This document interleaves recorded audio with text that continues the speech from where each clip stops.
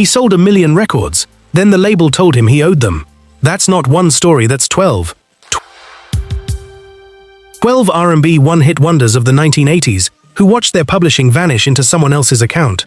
Stay till the end. The final name on this list, by most accounts, lost everything. Number 1. Ring My Bell by Anita Ward. In 1979, a schoolteacher from Memphis with a psychology degree walked into a studio and, reportedly reluctantly,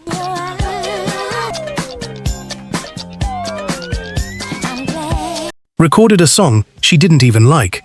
Anita Ward wanted to sing ballads. Her producer, Frederick Knight, wanted a dance record. He rewrote an old teenage love song into something grown, added a cowbell hook nobody could forget, and called it Ring My Bell. It hit number 1 on the pop charts, the R&B charts, and the dance charts all at once. Ward became a global star,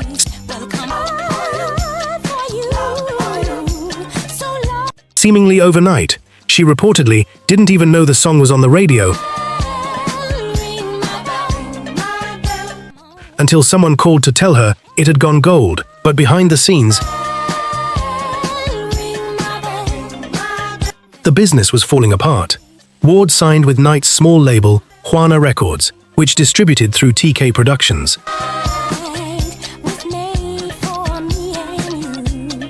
By her own account, years later, I had everyone taking my money. A planned third album collapsed under contract disputes with Knight. Royalties reportedly went uncollected for years. In fact,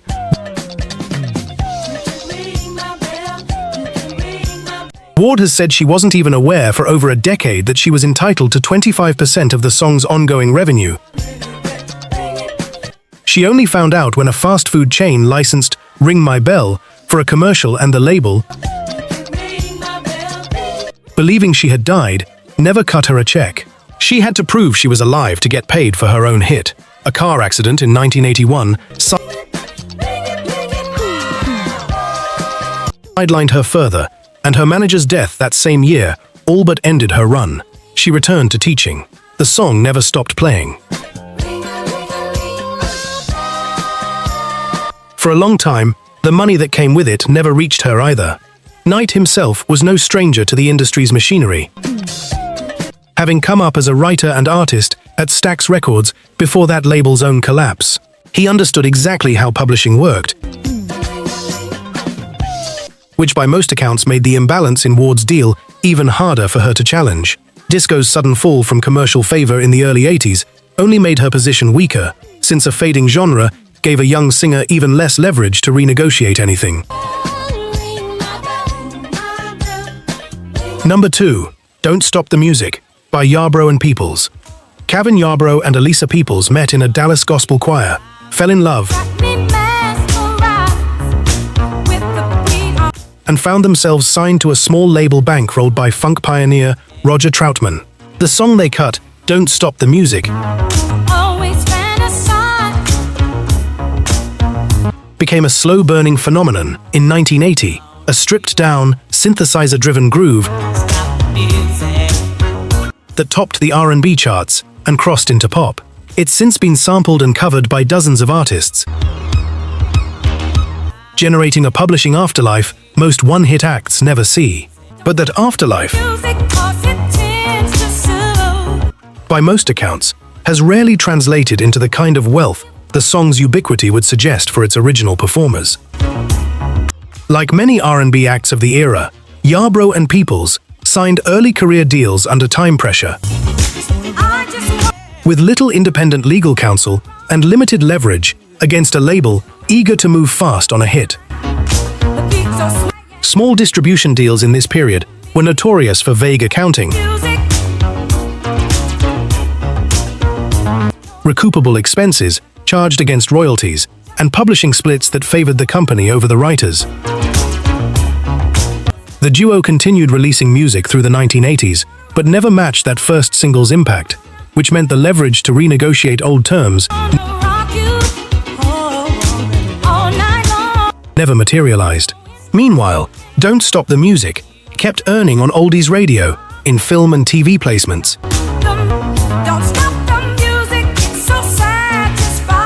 in samples that introduced it to new generations. Reportedly, the difference between what a song like this generates and what its originators see often comes down to who signed the publishing away first, and on what terms. For Yarbrough and Peoples, that answer was decided before most listeners had ever heard their names. Troutman's own connection to the Zapp and Roger camp meant the label's business affairs were tightly intertwined with a broader funk empire, one already built around Troutman's own catalog first. Industry observers have noted that acts signed to artist-run labels in this period often found themselves lower in the pecking order than the label owner's personal projects. That structure, reportedly, left even a chart-topping duo like Yarbrough and Peoples with less negotiating room than their sales numbers alone would have earned them elsewhere. Here's something most people don't realize. Only about 10% of you watching will hit subscribe. The other 90% just watch and move on. You made it this far, so you're clearly not most people. Hit subscribe. Back to the countdown. Number 3. Call Me by Skyy. Formed in Brooklyn by the three Dunning sisters, alongside a rotating cast of musicians, Skyy rode disco's final wave into the dawn of the 80s with Call Me, a shimmering, string-laced groove that became inescapable on black radio in 1979 and 1980. Their label, Salsoul Records, was a powerhouse of the disco era, but it also became one of the most cited examples in music industry history of unpaid and underpaid royalties to black artists. Salsoul's catalog would later become the subject of prolonged legal battles brought by artists and musicians who said, for years, they never received accurate accountings of what their records had earned. Sample royalties in particular, since Salsoul's rhythm tracks became foundational to early hip-hop and house music production. Skyy kept working, kept touring, kept releasing albums through the 80s, but Call Me remained the song that defined them commercially. And by most accounts, the underlying publishing and distribution structure of the era's disco labels left many acts collecting far less than the airplay and later sampling activity would suggest they were owed. The band itself has spoken candidly in interviews about how difficult it was to make a sustainable living even at the height of their chart success, describing a business where the checks rarely matched the record's visible success. Their sound went on to be sampled by major hip-hop and R&B acts for decades afterward, a second life for the song that, reportedly, generated another round of publishing income the group had to fight, request, or simply never fully see. Salsoul's rhythm section, built around session musicians whose recordings became the backbone of an entire genre's low end, is frequently cited in music business histories as one of the clearest examples of a black-owned sound-generating wealth that flowed mostly upward. Skyy's own recordings sat within that same session pool and production system. That shared infrastructure, by most accounts, meant that even a group with a certified crossover hit was operating inside a royalty pipeline that had already been strained thin by decades of disputes before them. Number 4. Somebody's Watching Me by Rockwell. Berry Gordy had every reason to expect an easy path into music.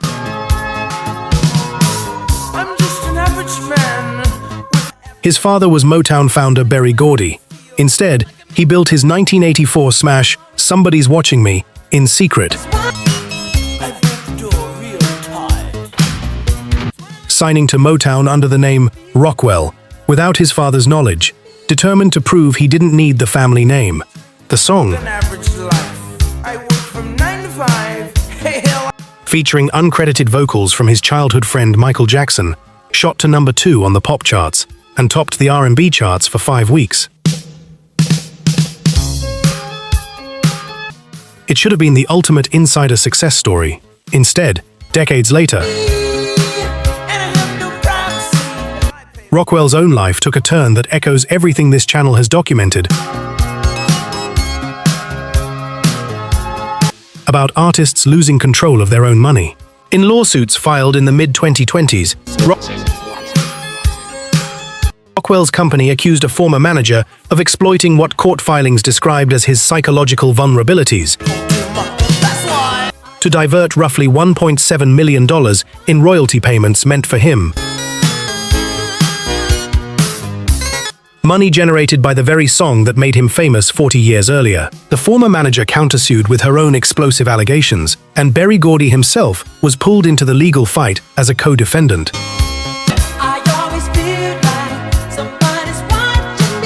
It's a sobering reminder that industry connections and generational wealth don't automatically protect an artist from exploitation.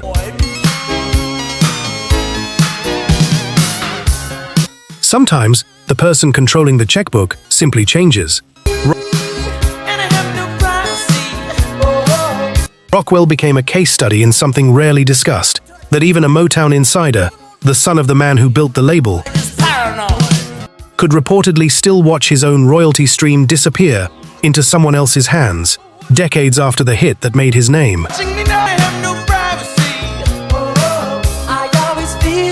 His follow-up single, Obscene Phone Caller, charted respectably, but never came close to replicating the cultural footprint of his debut.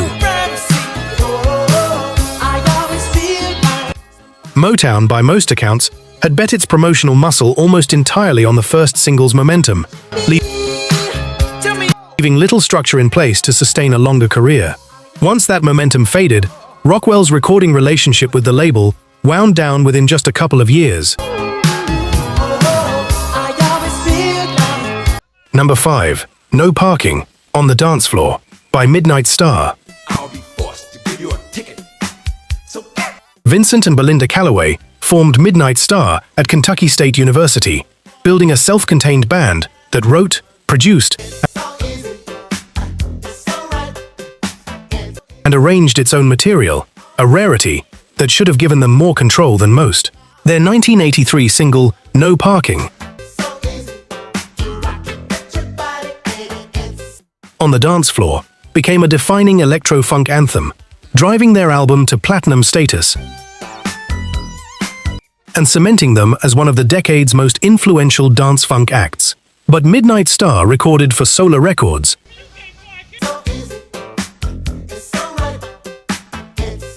a label founded by Dick Griffey that, over the following decades,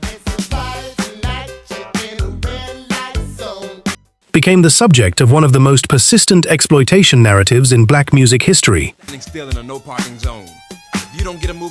Multiple Solar-affiliated artists have alleged over the years that the label's accounting practices left them owed substantial unpaid royalties.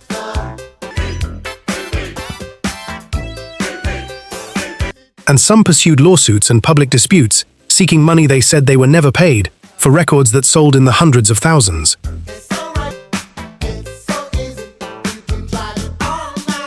Solar's arrangement was frequently described by artists and industry observers as one where the label retained outsized control over masters and publishing relative to the acts who created the material. Midnight Star continued to release hits through the mid-80s, but by most accounts, the wealth generated by No Parking and their catalog overall didn't translate proportionally to the band members themselves. The group's self-contained musicianship, writing and producing their own hits makes their case a particularly pointed example. Even artists who did everything right creatively still found themselves at the mercy of a label structure that, reportedly, was built to keep the larger share of the profits in-house. The Calloway brothers went on to have some success, independent of the group, but by most accounts,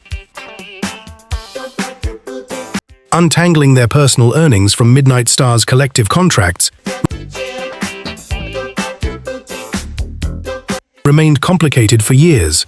Solar's roster included several other major R&B acts, navigating identical structural issues, which meant complaints from one act rarely stayed isolated. Industry writers have often pointed to Solar as a textbook example of a label using its in-house production model to control both sides of an artist's income at once. Number 6. Let It Whip by the Dazz Band.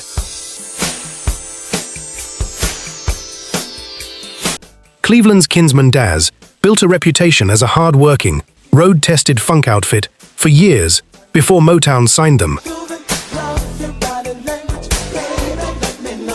Shortened their name to the Dazz Band and released Let It Whip in 1982. The song became an instant classic.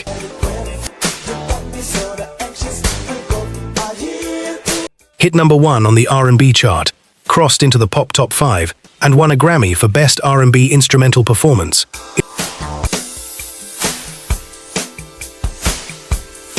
It should have set the band up for a long, stable run. Instead, the group's history afterward became a case study in the kind of ownership disputes that plagued so many Motown-era acts. Reportedly, disagreements over royalties, billing, and even the rights to the Dazz Band name itself led to years of internal fracturing, lineup changes, and legal wrangling among former members, a common outcome when a group signs a deal that centers the label's control over the brand, rather than the individual musician's long-term interests. By most accounts, subsequent members and management entities have battled for decades over who is legally entitled to tour and record as the Dazz Band, a dispute that speaks volumes about how little long-term financial security the group's biggest hit actually provided its members. Meanwhile, Let It Whip continued generating royalties through film placements, commercials, and sampling in hip-hop for years afterward, income streams that, by many accounts, rarely reach the musicians in proportion to how often the track has been used. The band that got funk fans through the early 80s spent much of the decades after fighting over the very name that made them famous. The group's Grammy win, rare for a purely instrumental-driven R&B single, should have given them unusual leverage in renegotiating their Motown contract. Instead, by most accounts, that recognition arrived just as the label's broader business model was already shifting away from funk toward other genres. Members have said in later interviews that the timing of the band's biggest honor and Motown's changing priorities left little room to capitalize on the moment. Number 7. Let the Music Play by Shannon. Brenda Shannon Green was a session singer from Yonkers when producers Mark Liggett and Chris Barbosa built a track around her voice, layering an early Yamaha synthesizer riff underneath lyrics about heartbreak and freedom. The result, Let the Music Play, released in 1983, effectively created the freestyle genre, a fusion of electro, dance, and Latin rhythm that would define urban radio for the rest of the decade. It topped the dance and R&B charts and remains one of the most sampled and covered records of its era. But Shannon released the song through Emergency Records, a small independent dance label without the resources or leverage of a major.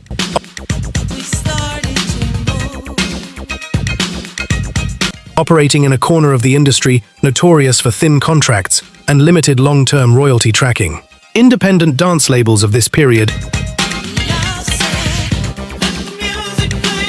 frequently signed vocalists to modest session-style deals rather than full artist contracts with meaningful ownership stakes, meaning the singer, whose voice defined a genre, often had far less claim to its ongoing success than the producers and label who controlled the master. Shannon has spoken in interviews about the challenge of maintaining a music career after Let the Music Play, noting how difficult it was to consistently earn from a song that industry insiders still consider foundational.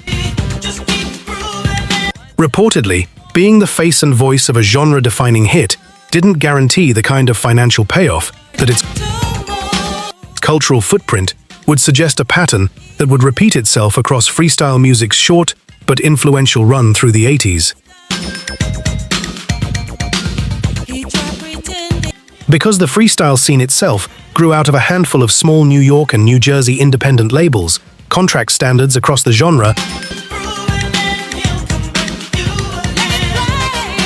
were reportedly inconsistent at best, with few artists receiving the kind of ownership terms major labels reserved for their bigger acts. Shannon's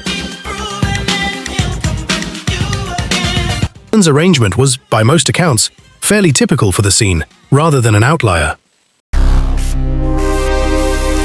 That fact has made her story a frequent reference point in discussions about how an entire subgenre of dance music was built on undervalued vocal talent. Number 8. I Miss You by Klymaxx. Formed in Los Angeles as an all-female funk and R&B band,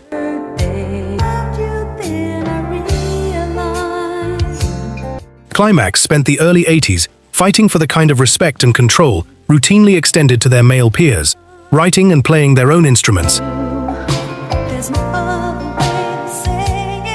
in an industry that rarely let women do either. Their breakthrough ballad, I Miss You, released in 1985 on Constellation Records through MCA, became a massive crossover hit, reaching the pop top 5 and cementing the group as one of the era's defining R&B acts. But behind that success, Klymaxx's internal structure was already strained. By most accounts, disputes over songwriting credit, lead vocal duties, and financial control led key members to leave the group during and after their commercial peak disputes that, reportedly,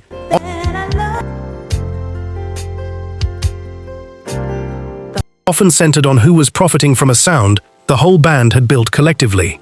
Girls' band dynamics aside,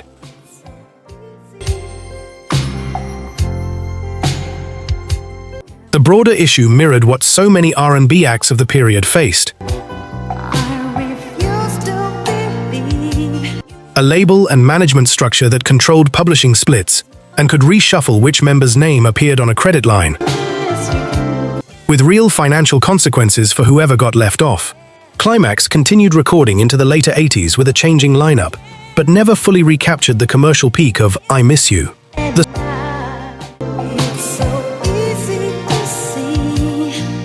The song remains a radio staple decades later, a reminder that even one of the few self-contained female bands to break into the mainstream still had to navigate an industry engineered to keep control, and the resulting money concentrated anywhere but with the artists themselves. The lead vocal on I Miss You was performed by a member who was not always the band's most visible face in earlier promotional material. A detail that, by most accounts, complicated later questions about credit and compensation once the song became a hit. Similar tensions over who sang lead versus who wrote or produced a given track were common across all female R&B groups of the era, since labels frequently marketed a rotating frontwoman rather than crediting the band as a true collective. Klymaxx's internal disputes were, reportedly, a direct product of that marketing approach, colliding with the reality of a self-contained band. Number 9. Oh Sheila by Ready for the World. Formed in Flint, Michigan, Ready for the World arrived on MCA Records in 1985. With a sound built to compete directly with Prince and the time's sleek synth-heavy funk. Delivered by a group of teenagers and young 20-somethings, led by Melvin Riley. Their single, Oh Sheila, became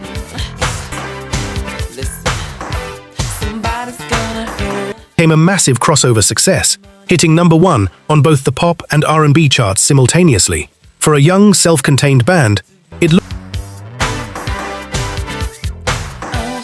looked like the start of a dynasty. Instead, by most accounts, internal financial disputes began almost immediately.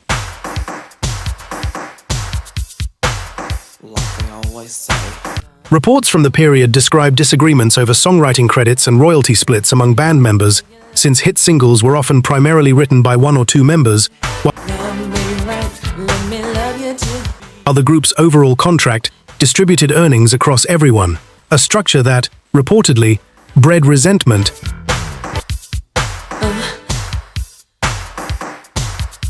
as it became clear whose creative contribution was actually driving the money. Adding to the pressure, MCA marketed the group aggressively and quickly. A strategy that produced fast success, but reportedly left little room for the band to renegotiate terms once Oh Sheila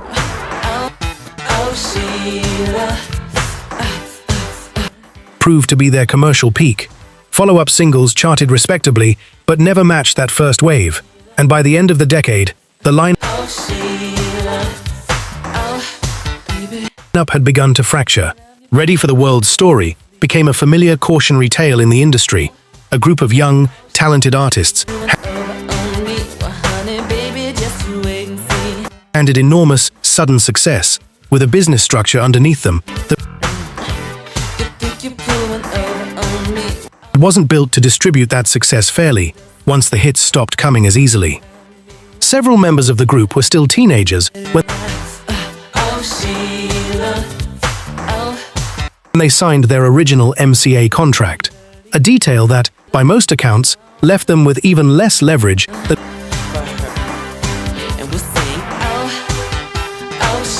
most young R&B acts of the period to question the terms they were given. Parents and guardians were reportedly involved in some of the early negotiations, but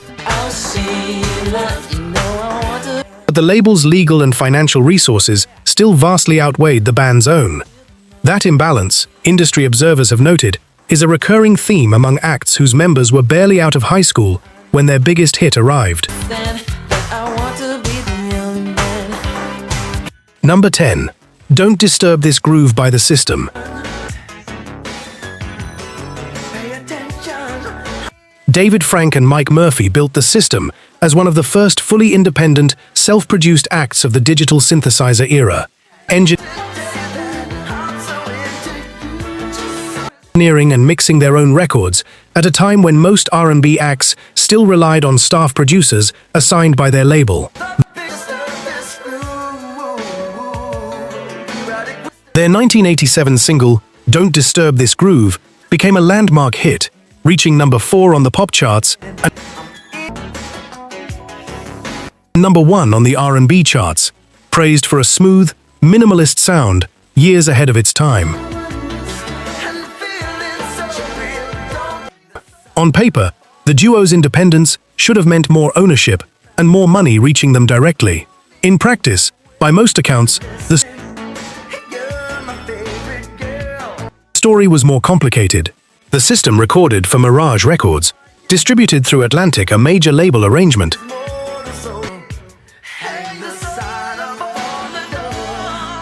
That, like most of its era, retained substantial control over master recordings and cross-collateralized advances against future royalties, meaning the duo's earnings from Don't Disturb This Groove were reportedly offset for years by recoupable costs from earlier, less successful releases. Even acts who controlled their own creative process often had little control over the accounting once a record label's business affairs department got involved. The duo continued releasing acclaimed music into the early 90s, but never again matched the commercial peak of that single 1987 hit. Frank and Murphy's technical independence, writing, playing, and producing everything themselves, makes their case a pointed illustration that creative control and financial control were, and often still are,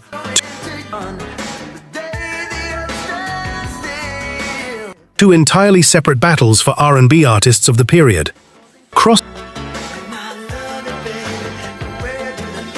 Collateralization, the practice of using earnings from a hit to offset debts from previous, less successful records, was reportedly standard practice across major label distribution deals throughout the decade. For a duo like Frank and Murphy, who had released earlier albums before Don't Disturb This Groove broke through, this meant their biggest commercial win was, by most accounts, partially absorbed by the costs of albums that had already come and gone. It's a mechanism that many industry analysts consider one of the least visible but most damaging tools labels use to keep artist payouts lower than the charts alone would suggest. Number 11. Two Occasions. By the Deele. Formed in Cincinnati and signed to Solar Records, the same label at the center of some of the era's most persistent royalty disputes, the Deele broke through in 1983 and found their biggest crossover hit 5 years later, with Two Occasions, in 1988, a slow jam that became a defining ballad of the late 80s, and launched two of its members, Kenneth Babyface Edmonds and Antonio L.A. Reid, into legendary songwriting and production careers. But that later success story obscures what the group itself experienced under Solar's ownership. By most accounts, Solar's business model, already the subject of complaints and lawsuits from multiple artists on its roster, left the Deele's members navigating limited transparency around what the group's records had actually earned, even as the label built its reputation on their sound and others like it. Reportedly, the same structural issues that affected Midnight Star and Shalimar Solar's other major acts shaped the Deele's experience as well. Outsized label control over publishing and masters, and accounting practices that artists across the roster have said made it difficult to verify their own royalty statements. It's a telling detail that the two members who went on to build generational wealth in the music industry did so largely by leaving performing behind entirely and becoming songwriters and producers who controlled their own publishing companies, the very ownership structure that, by most accounts, eluded them as performing artists under Solar just years earlier. Babyface and L.A. Reid's decision to found their own label,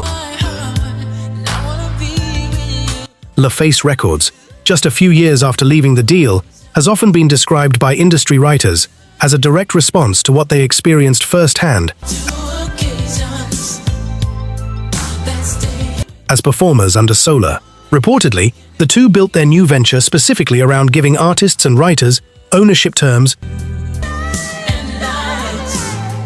that neither of them had been offered at the start of their own careers. That contrast, by most accounts,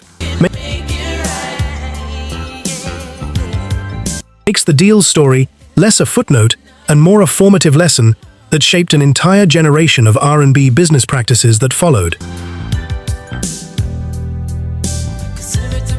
Number 12. Nasty Girl by Vanity. Denise Grace Matthews arrived in the music industry as Vanity, handpicked and rebranded by Prince, who wrote, produced, and controlled nearly every aspect of her early career, first as the frontwoman of Vanity 6, and then as a solo act. Her 1984 solo hit Nasty Girl, co-written with Prince, became a defining dance pop and R&B crossover moment, sultry, unapologetic, and massively influential on the sound of the decade. But the arrangement that made her famous was also, by most accounts, the same arrangement that limited what she ultimately controlled. Prince retained ownership over the songwriting and publishing on much of the material he created for his protégé acts, a structure common across his entire stable of artists during this period. Meaning the composer behind the biggest moments of Vanity's career profited from them in ways she reportedly did not.